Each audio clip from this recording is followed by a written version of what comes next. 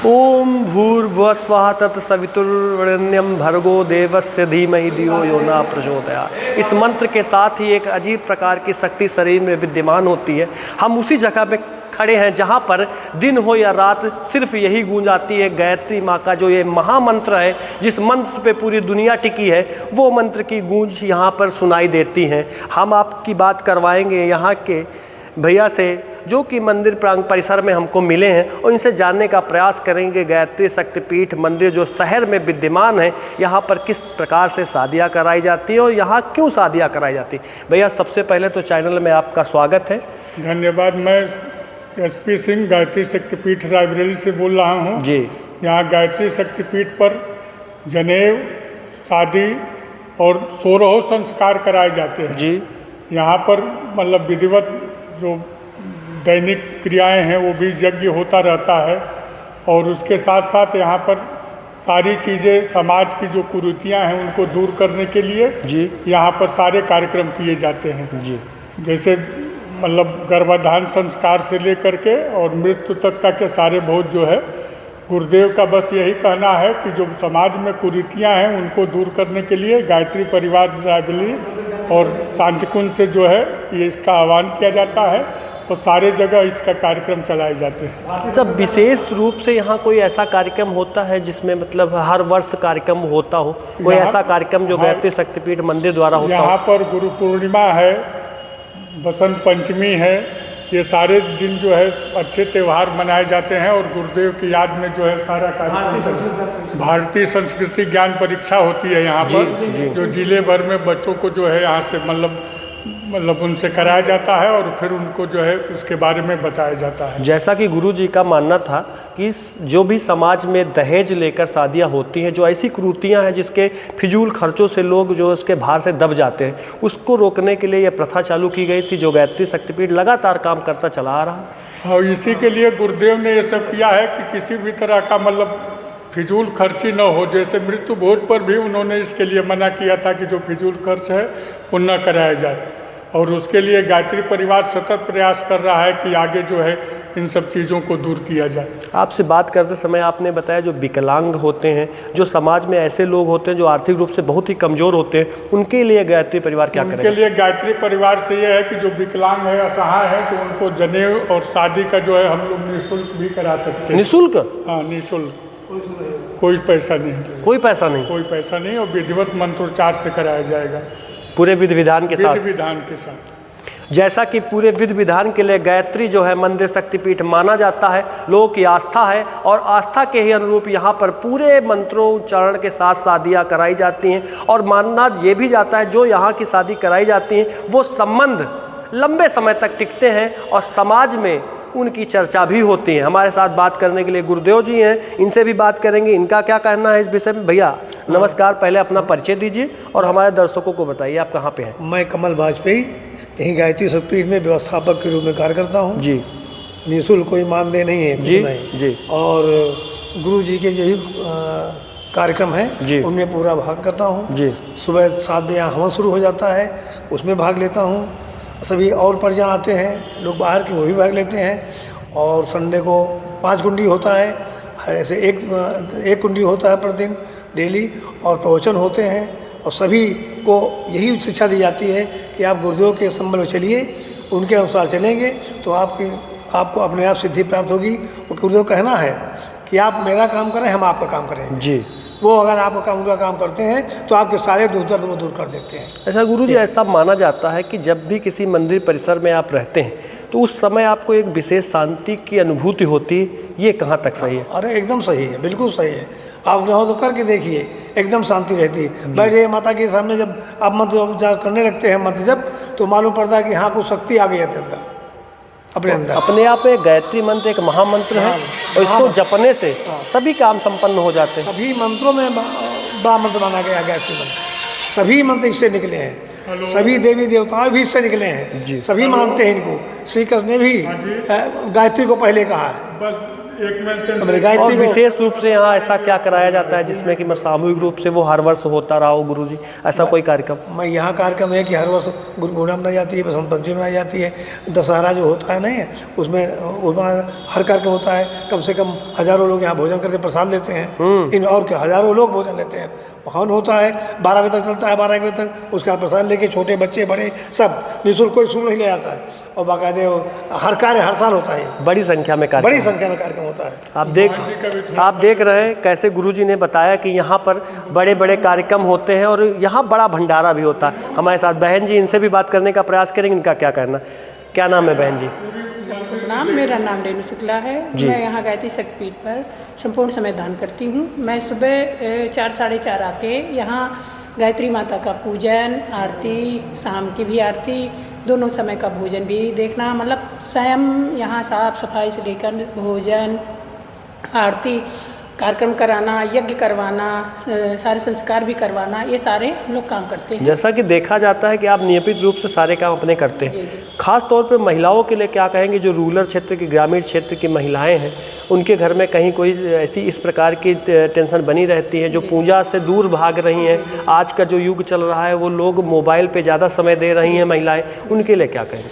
यहाँ हमारी जो माता हैं, परम पूज्य वंदनीय भगवती देवी माता, उन्होंने नारी जागरण का बहुत बड़ा कार्यक्रम शुरू किया है। उन्होंने देखा कि समाज की नारियां बहुत परेशान हैं, उस पर उन्होंने अकथ प्रयास किया और नारी जागरूकता आंदोलन यहाँ का सबसे बड़ा प्रमुख है। उसके साथ साथ यहाँ पे क्या है, गर्भाधान पोषण संस्कार चलाया जा रहा है, जिससे महिलाओं को जागृत करना, उसके साथ साथ शिशुओं का भी विकास हो। इस पर बहुत विशेष मतलब इनका योगदान रहा है और ज़्यादा से ज़्यादा यहाँ पर महिलाओं का ही वो होता है कि महिलाओं को जागरूक किया जाए, उनको संस्कारित किया जाए। अगर महिलाएं संस्कारित रहेंगी तो दोनों कुल, यानी कि ससुराल और मैका, दोनों संस्थाओं पे उनका विशेष वो होता है और बच्चे भी शुरू से ही जागरूक रहेंगे। इसलिए महिलाओं का यहाँ पे अगर पिछड़ी हैं, जैसी भी हैं, अगर यहाँ पे जो महिलाएं आ जाती हैं उनको पूर्णतया यहाँ श्रमदान में शामिल किया जाता है और उनको तरह तरह की जानकारियाँ दी जाती हैं। उनको आत्म शक्ति जागृत करने की यहाँ पर एक व्यवस्था दी जाती है और उनको तरह तरह की, हमारी यहाँ बड़ी बहन हमारी मीना दीदी हैं, वो बहुत एक्टिव और बहुत ज़्यादा मतलब ज़्यादा से ज़्यादा महिलाओं पर हर वक्त समय देना, और ये नहीं, यहाँ निःशुल्क समय देना, उनका जागरण करना, उनको जागृत करना, ये यहाँ पे कराया जाता है। आप सुन रहे थे बहन जी ने किस तरीके से बताया जो आज की सरकारें काम कर रही हैं। सशक्त नारी समृद्ध प्रदेश पर उत्तर प्रदेश सरकार भी काम कर रही है। देश के प्रधानमंत्री भी इसी तर्ज पर काम कर रहे हैं कि कैसे देश की नारियां सशक्त हो, और उसी तर्ज में गुरुजी ने पहले ही सशक्त नारी पर किस तरीके से अपने पूरे शक्तिपीठ को सजोया, सिखाया। और उसी क्रम में आप देख सकते हैं, कहा जा सकता है कि गुरुजी ने पहले ही भविष्य देख लिया था कि सशक्त नारी पर किस तरह से जन जागरण करना है। आज सरकार भी उसी क्रम में काम कर रही है। बहन जी ने जैसा बताया, पिछड़ी और तरह तरह की नारियों पर जो विशेष ध्यान देने के लिए बहन जी ने भी बताया, आज सरकार भी उसी तर्ज पे काम कर रही है। तस्वीरें क्लियर हो गई हैं। गुरुजी ने भविष्य देखा और सशक्त नारी पर बहुत सी किताबें भी लिखी गई हैं। सही है, बहुत सारी, यहाँ 3200 पुस्तकें हमारे गुरुजी ने लिखा, जिस पर नारी जागरूकता का विशेष वो है। ये कहा जा सकता है जो मोदी सरकार आज काम कर रही है, जिस तर्ज पर सशक्त नारी पर काम कर रही है, बेटी बचाओ बेटी पढ़ाओ पे काम कर रही है, देश की नारियों पर काम कर रही, तो गुरुजी ने पहले ही पुस्तकें लिख दी थी। इन्होंने जितना आज यहाँ तक जो कोरोना आया, जितनी भी आज दिखाई दे रहे हैं, ये जो आ रहे हैं, कहीं पे बाढ़ आ रही है, कहीं पे मतलब बहुत तरह तरह की आपदाएं जो आ रही हैं, जैसे कोरोना आया और ज्वालाएं फूट रही हैं, हर तरह की जो इन्होंने, हमारे गुरुजी ने इसका पहले ही विवेचन कर दिया था, पहले ही जानकारी दे दी थी कि ऐसा आने वाला है। 2000 के बाद ये परिस्थितियाँ आती रहेंगी और जो है कि बहुत तरह तरह की आपदाएं आएंगी। तो कुल मिला के जो किताबें गुरुजी ने लिखी हैं, पढ़ने की आवश्यकता है। मैं तो ये कहूँगी कि हर व्यक्ति को, जन जन की, महिलाओं को, पुरुषों को, हर लोगों को इन पुस्तकों को पढ़ने का बहुत ज़रूरत है, बहुत ज़्यादा ज़रूरत है। अगर वो पढ़े इस तरह नहीं, यहाँ से लेके घरेलू अपनी दवाओं से लेकर के हर तरह जागरण तक, हर बच्चों को कैसे परवरिश करना है, महिलाओं को क्या है समाज में, यहाँ तक कि जो आज हमारे प्रधानमंत्री लोग हैं उनको भी एक राष्ट्र कैसे जागरण हो, किस तरह एक राष्ट्र की व्यवस्था हो, वो भी उन्होंने एक तरफ से लिख कर रख दिया है कि कैसे करना चाहिए। मंदिर परिसर में रहती हैं दीदी जी, आपको गायत्री मंत्र तो आता ही होगा? जी जी जी। एक बार सुनाएंगे? ओम भूर्भुवः स्वः तत्सवितुर्वरेण्यं भर्गो देवस्य धीमहि धियो यो नः प्रचोदयात्। ये वो मंत्र है जो सभी बीमारियों में काम आता है।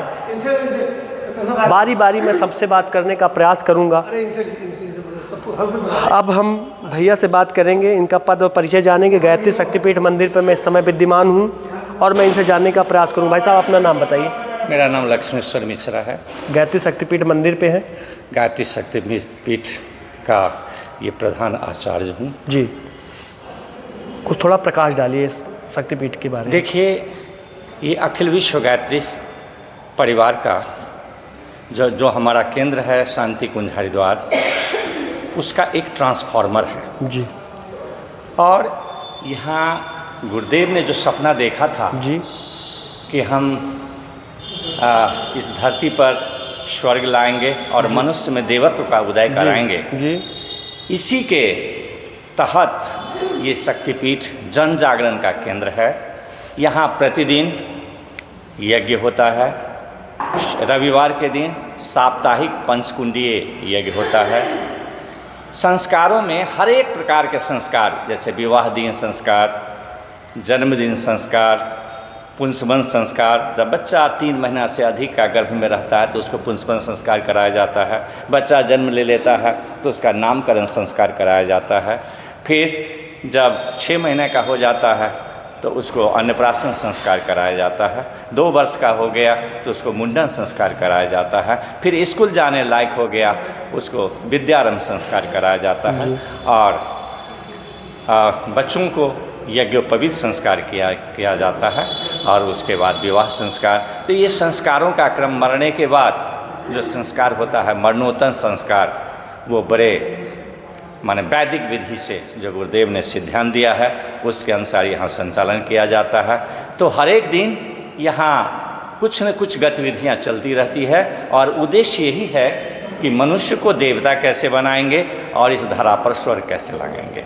तो इस धरा पर स्वर्ग उसी दिन आएगा जब मनुष्य देवत्व को वर्ण करेगा। देवत्व का मतलब होता है कि हम देवता बने। तो देवता बनने के लिए हमारे पास क्या है? हमारे पास हर एक के पास भगवान ने 5 संपदाएँ दी है: समय, ज्ञान, प्रभाव, पुरुषार्थ और धन।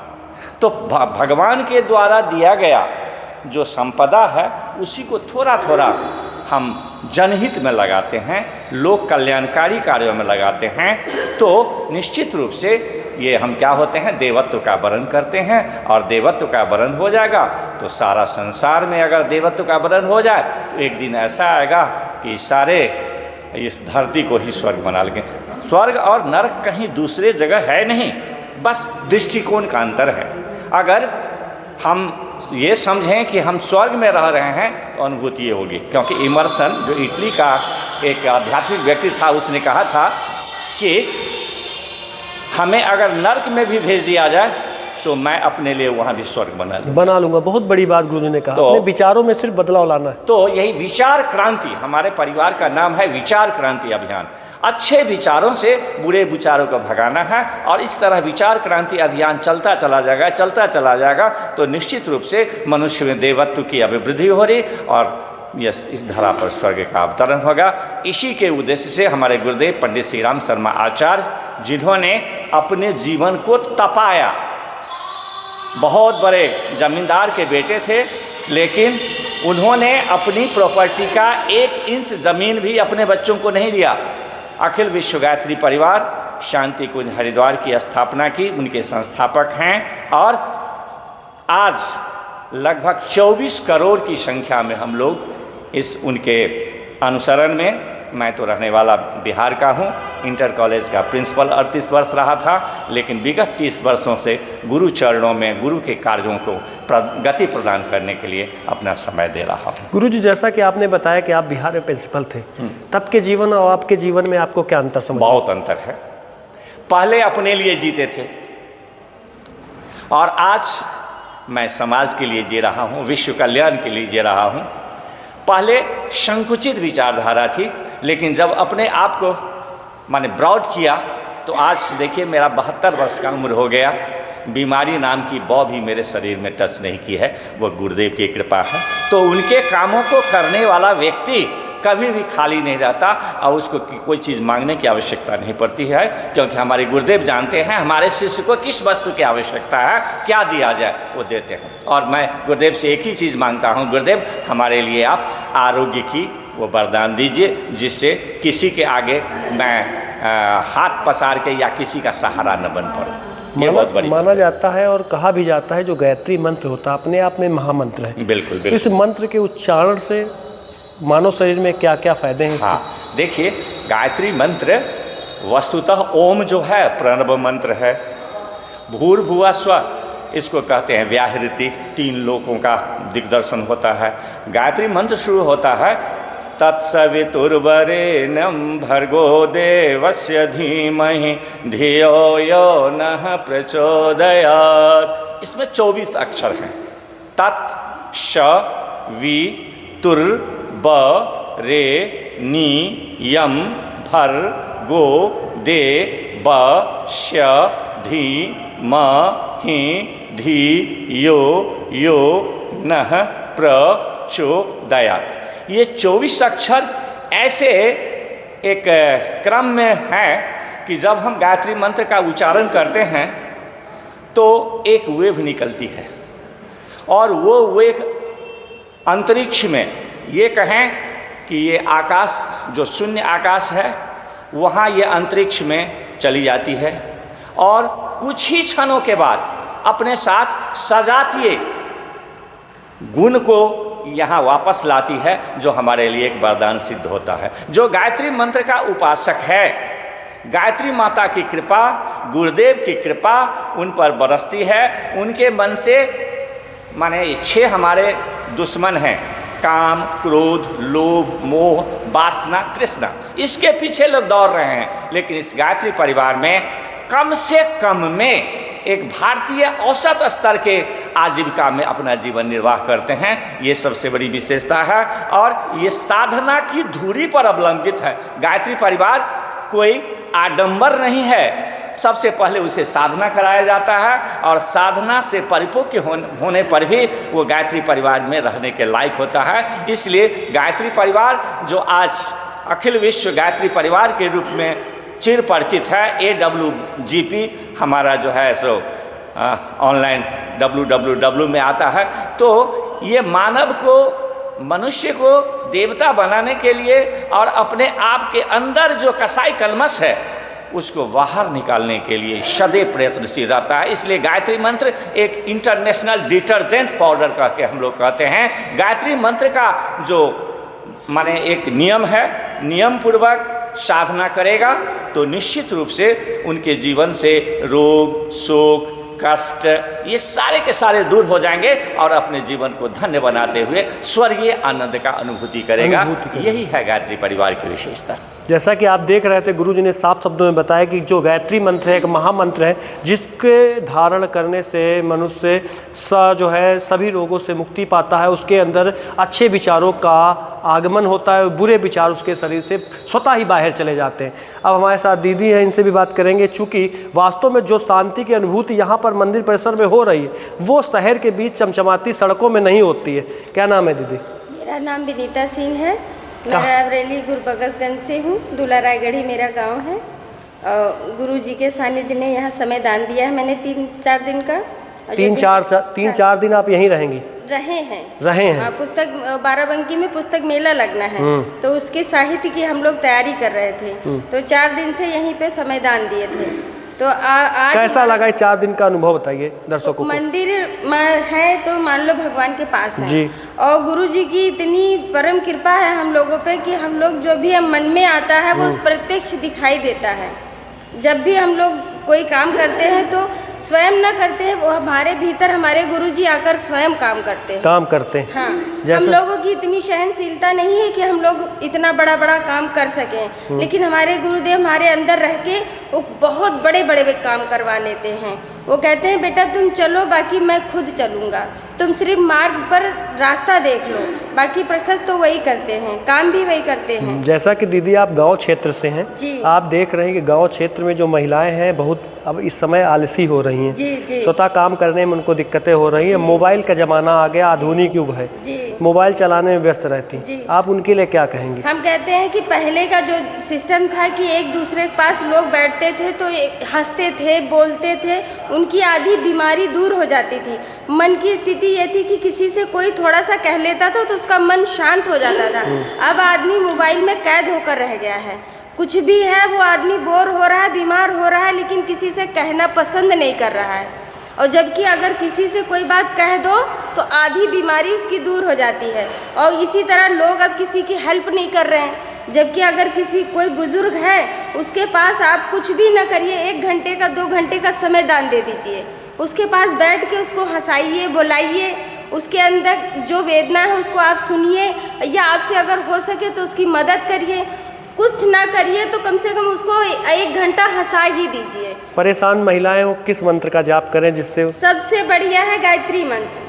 अगर आपने गायत्री मंत्र का उच्चार किया है तो आपको जीवन में कोई परेशानी आएगी नहीं, इसके लिए हम प्रमाण दे सकते हैं। आता है आपको? बिल्कुल, सुनाइए एक बार। परम पूज्य गुरुदेव, परम वंदनीय माता जी, माँ गायत्री जी की जय।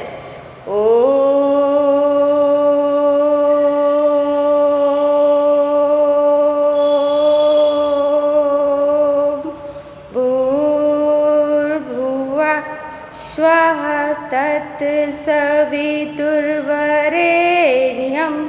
भर्गो देवस्य धीमहि धियो यो नः प्रचोदयात्। ये है गायत्री मंत्र, ऊर्जा का मंत्र, शांति का मंत्र, हर चीज़ इसमें समाई हुई है। अब बस आप अगर इसको जपे रोज़ नहीं 5 बार सिर्फ चलते रहिए, चलते चलते भी अगर आपने इनका जप कर लिया तब भी आप इसको अनुभव करेंगे कि आज के दिन आपके साथ क्या अच्छा घटा है। ये आप स्वयं एक बार जपें और उसके बाद अनुभव करिए कि आज कुछ मेरे साथ अच्छा हुआ या नहीं। 100% आपके साथ कुछ ना कुछ अच्छा तो होगा। जब आप गायत्री परिवार से नहीं जुड़ी हुई थी, किन किन समस्याओं का सामना करना पड़ता था? भैया हम तो बचपन से कर रहे हैं। बचपन से जुड़ी हुई है जी। तो आपके जीवन में सुख शांति तो रहती होगी। अगर हम ऐसी बातें आपको बता देंगे तो कि आप यकीन नहीं करेंगे। अगर हमने अपने गुरुजी का या गायत्री माता का नाम ले लिया तो अगर हमें खाई में भी गिरना है तो हमें डर नहीं है। हाँ, हम अपने माँ को याद करेंगे और खाई में सता ही कूद जाएंगे, कुछ नहीं होगा। कुछ नहीं होगा। इसका प्रमाण है मेरे पास। हम अटूट विश्वास है आपका? आपको अटूट विश्वास है। अगर आपके शरीर में कोई दर्द है, हमने अगर गायत्री मंत्र के निश्चित भाव से उससे अगर आपको कर दिया है तो आपका स्वतः ही शरीर की पीड़ा दूर हो जाएगी। दूर हो जाएगी। कोई ऐसा अनुभव बताइए दर्शकों को जो आपके साथ हुआ हो। मेरे साथ हमारी खुद की तबीयत, हम जब गायत्री मंत्र पढ़ते हैं तो हमको ऐसा लगता है कि हम गुरु जी की गोद में बैठे हैं, और हमें ये भी लगता है कि अगर कोई रो रहा है तो वो हमें नहीं, हमें ऐसा लगता है कि उसकी पीड़ा हमारी पीड़ा है। तो ये गुरु जी का ही संदेश तो है। नहीं तो आजकल तो लोग किसी को तकलीफ में देख के हंसते हैं ना, लेकिन मुझे अगर किसी को तकलीफ होती है तो उससे ज़्यादा मुझे तकलीफ होती है, आंखों से आंसू आ जाते हैं। अगर आपको कोई तकलीफ है तो हम खुश नहीं रह सकते। आपकी आंखों में आंसू दिखाया जाए भैया, किस तरह से वास्तव में जो गायत्री शक्तिपीठ की महिलाएं जुड़ी, उनके विचारों को देखिए, किस प्रकार के विचार। कुल मिलाकर हम कह सकते हैं साफ शब्दों में गायत्री परिवार एक ऐसे विचारों का खेल है जो नकारात्मक विचार आपके शरीर से दूर करते हैं और अच्छे विचारों को आपके शरीर में शामिल करते हैं। हमारे गुरु जी का साहित्य सब लोग पढ़ें और जीवन संजीवनी अपने जीवन में उतारें, क्योंकि हमारे गुरुजी ने कुछ छोड़ा ही नहीं, कुछ भी नहीं छोड़ा। इतना कुछ लिख दिया है एक एक शब्द में हजारों शब्द भरे हैं उनके, एक एक किताब में हजारों वर्ण हैं उनके। अगर कोई पढ़े और उसको अपने जीवन में उतारे तो आज मेरा समाज फिर अच्छा हो जाएगा और सभी लोग हंसेंगे, बोलेंगे। लेकिन कोई सोचता नहीं है। गुरुजी ने अपना कलेजा निकाल कर बाहर रख दिया है किताबों में। गुरुजी ने कहा ये किताब नहीं, मैं स्वतः प्राण हूँ उसके। एक एक शब्द में उनके प्राण बसते हैं। अगर कोई गुरुजी को धारण करना चाहता है तो उनकी पुस्तक पढ़े, उनकी अखंड ज्योति पढ़े, युग निर्माण योजना पढ़े, अलख जगाए। अरे अगर मेरा चले ना तो मैं अपने गुरुजी के लिए कुछ भी करने को तैयार हूँ। अगर कोई किसी को थोड़ी सी भी खुशी अगर मिल रही है तो मैं वहाँ जाने के लिए भी तैयार हूँ। एक हमारे गुरुजी ने बहुत कुछ सहा है। हमारे गुरुजी ने इतना तपस्या की है कि आज के युग में कोई कर ही नहीं सकता है, क्योंकि वो स्वयं भगवान थे। हमारे गुरुजी शिव का अवतार थे। उन्होंने इतनी बड़ी प्रचंड गायत्री परिवार यहाँ से देश विदेश कहीं भी नहीं छोड़ा है, सब जगह गायत्री परिवार है। और सबसे बड़ी बात तो कि कहीं भी आप जाइए ना आपको भोजन की टेंशन, ना रहने की टेंशन, ना सोने की टेंशन। हर शक्तिपीठ हर जगह बना के रखा है उन्होंने। हम लोग चाहे जहाँ जाएं बिंदास अपने मायके में जाते हैं, और मायके में जाते हैं, मायके में खाते हैं, पीते हैं, रहते हैं, सोते हैं, कोई तकलीफ़ नहीं है। कहीं भी ऑल इंडिया भी चले जाएं, खाली हमारा बताना पड़ेगा हमको कि हम आ रहे हैं, परिवार से। हमारा गायत्री परिवार, हमारे गायत्री परिवार में किसी को भोजन की कमी है ही नहीं है। चाहे आप बस बता दीजिए बस कि हम आ रहे हैं। 10 हैं, 15 हैं, 20 हैं, 50 हैं, हमारा ऐसा गायत्री परिवार है। हमारे गुरु जैसा कि आप देख